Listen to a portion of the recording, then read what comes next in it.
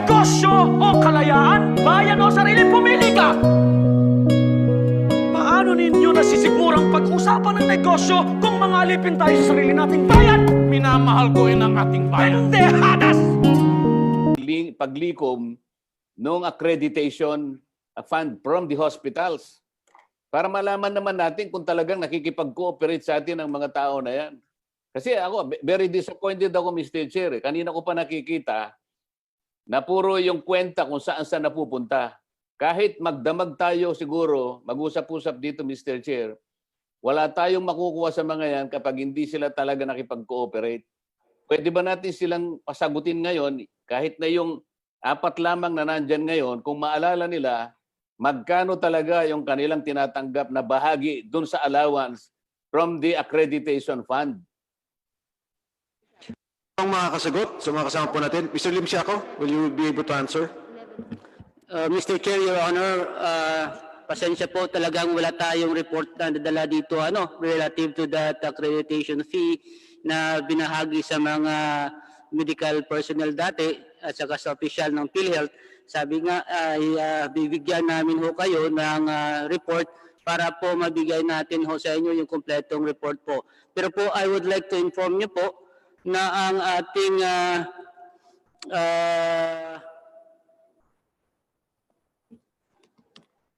may notice of disallowance po ito, Mr. Chair, na binigay po sa atin ng COA. That's the reason why po na-stop na po ito in the year, hindi ko matandaan po kung kailan po na-stop po ito.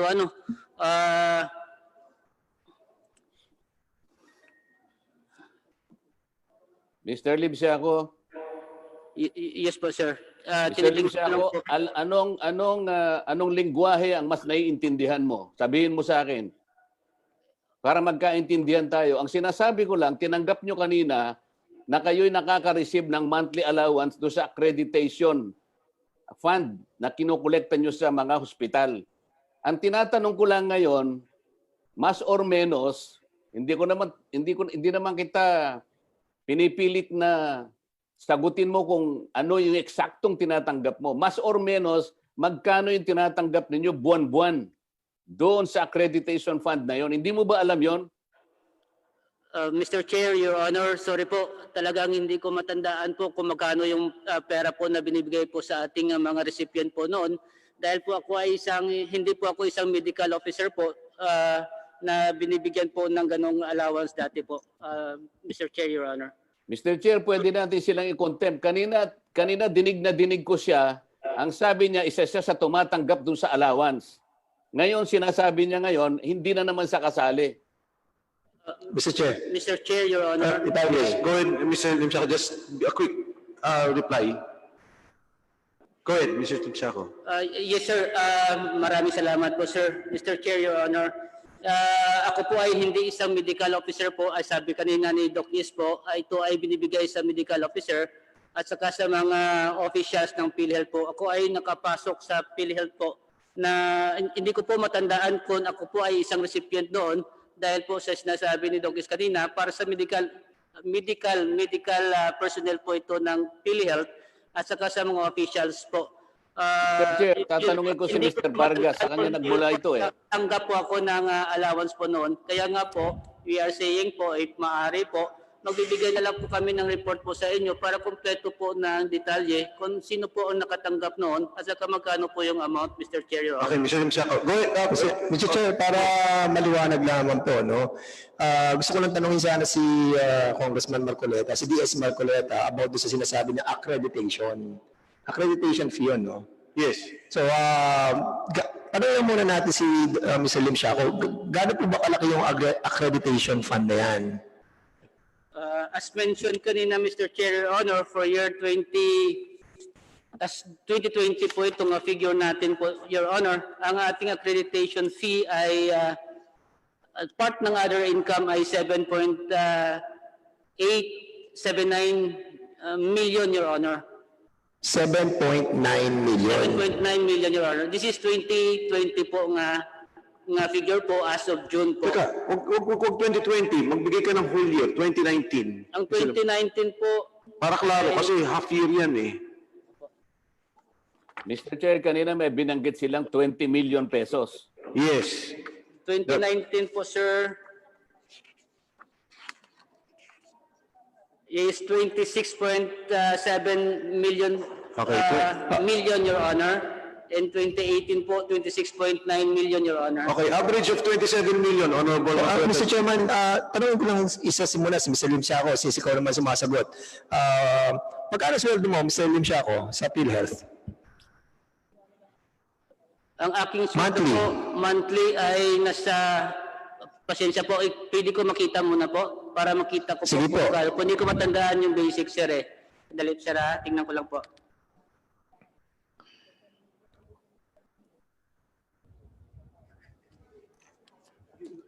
Bibigay ko na. Pasensya na, DS Marcoleta, no? Para lang mai-relay yung gusto mong mapalabas na nakukuha ng mga board of directors. Kasi parang kaduda-duda nga naman na kung nakakatanggap ka ng sweldo mo, tapos hindi mo alam yung mga natatanggap natin sa ating ahensya, parang napaka-imposible ako. Bilang congressman, alam ko ang sweldo ko, alam ko yung mga benepisyo ko. At let's all be honest here, no, sa mga board of directors, no, na alam naman po natin kung magkano ang sweldo natin Monthly, magkano? Tapos magkano yung benefits na kukuha natin aside sa ating sweldo? Hindi po napakahirap ng tinatanong ni DS Marcoleta, Mr. Chairman. Yes. Okay, Mr. Lim Siaco. Mr. Chair, Your Honor, ang basic po na sweldo po ay 140,589 po, Your Honor. 140,000. Okay. Yes po, sir. Sa iyong pagkakaalam, aside from the 140,000 na sweldo mo, ano pa ang tinatanggap mo sa PhilHealth? Mayroon po tayong basic rate, tapos may pera po, tapos pera that is 2,000 po, and then welfare allowance po ng 4,000, and hazard allowance po of 9,800. Okay, sa accreditation, makikita mo, Now, Mr. Chair, magkano natatanggap mo sa accreditation according sa mga record mo? Mr. Chair, Your Honors, ang accreditation po ito ay hindi na po natin tinatanggap sa PhilHealth po dahil ito po ay may notice of disallowance po. Kaya po, we are very sorry po, hindi namin maalaala dahil matagal na po ito na stop po ng ating corporation. So in other words, hindi ka nakatanggap sa accreditation fee? Mr. Chair, Your Honor, yun nga po yung iniisip ko kanina pa po kung nakareceive ako dahil Yes or sabi no? ko nga po, Yes or no lang? po ako medical officer po. Mr. Lim Siaco, yes or no? Nakatanggap o hindi? Sorry sir, talagang hindi ko po matandaan. Dahil po, kailangan makita natin yung pera Sandali, po. Mr. Chairman. Ilan taon ka na sa PhilHealth, Mr. Chairman? Nasa malapit po, 20 years na po ako sa PhilHealth po. 8 years. So, 20 po, 20, malapit po. 20 years. Yes, sir. Okay, so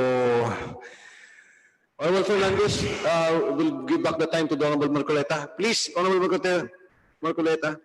Pwede bang pasagutin natin si Mr. Vargas, Mr. Chair, kasi sa kanya nagmula na sila'y tumatanggap ng allowance. Sige siya, magkano kung maalala niya ang tinatanggap niyang allowance? Mula doon sa accreditation na sinisingil nila sa mga hospitals. Mr. Chair, Congressman Marcoleta, board resolution number, because I'm checking on this. PhilHealth Board Resolution number 1147 of 2008 authorized the disbursement from the collection of accreditation fees for specific purpose under Office Order 58-2008. So nagsimula po ito noong 2008. Hindi ko naman tinatanong sa iyo yung tungkol sa circular na yan eh. Tinatanong lang kita kung maalala mo magkano ang tinatanggap mo monthly. Kaya kami nagkakaroon ng problema dahil sa mga pagsagot ninyo eh. Alam mo, test ko lang yung credibility ninyo eh. Kanina pa eh. Yes, Mr. Chair. Mr. Chair, Sabihin ninyo, this is not given monthly. It was given annually, and I think po because this was stopped in 2014, more or less po 20,000 a year. Mr. Chair, if I may, para matulungan lang natin si DS Marcoleta, since nasa kaya kong tanungin sila, DS Dan, hindi ko kailangan ng tulong. Sila yung dapat tulungan eh. Dapat i-refresh mo yung memory ng mga yan. Sapagkat kanina sinabi niya, meron silang monthly tinatanggap. Siya mismo nagsabi eh. Naka-record tayo eh. Ngayon sinasabi na naman niya, hindi monthly. Paiba-iba ang sagot ng mga tao na yan. Mr. Chair. Mr. Vargas, can you clarify your statement, please? Yes, sir. Yes. Again, this started in 2008 and stopped in 2014. Ito po ay binibigay, as I recall and I'm checking, annually po. At ito po ay nakabase doon sa nakukolekta na accreditation fee. Tapos po, ito po ay ibinibigay, depende po doon sa percentage distribution para po sa mga holding the medical positions, 55%. Yun naman pong sa mga holding mission critical positions, they are provided the 35%. So that's around 90% of the collected accreditation fee and the 10% is retained for other purposes. So iba-iba po siya, taon-taon, depende po sa accreditation fee and was stopped in 2014 because may notice of disallowance.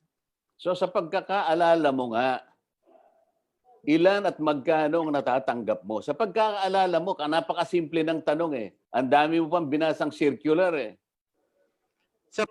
Mr. Chair, sa pagkaalaala ko po ay around 20,000 annually po.